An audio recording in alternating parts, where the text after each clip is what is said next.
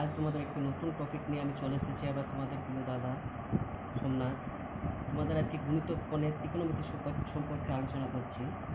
Actually গুণিতক কোণ মানে আমরা কী জানি, যেমন ধরো আমরা যদি গুণিতক বলি কি 12 গুণিতক কত বলি, 12 12 12 গুণে 24 3 12 36, মানে যে কোনো সংখ্যার গুণিতক আকারে সেটাকে আমরা গুণিতক বলে থাকি, তাই তো। যেমন দেখো এখানে sin 2a, এটাকে আমরা কী ভাঙছি 2 sin a cos a, তার মানে এটা এই যে 2a এটাকে একটা গুণিতক আকারে লিখতে পাচ্ছি।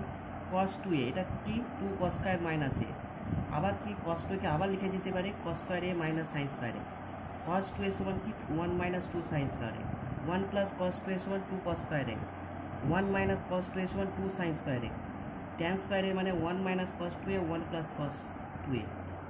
sin 2a এটাকে আমরা কি লিখতে পারি 2 tan a 1 plus tan square, সব গুণিতক আকারে আছে, এই জন্য এগুলো আমি গুণিতক সূত্র বলছি। cos 2a সমান 1 minus tan square a by 1 plus tan square a, tan 2a সমান কি 2 tan a 1 minus tan square a, sin 3a মানে কি 3 sin a minus 4 sin cube a, cos 3a মানে কি 4 cos cube a minus 3 cos a, tan 3a মানে কি 3 tan a minus tan cube a by 1 minus 3 tan square a।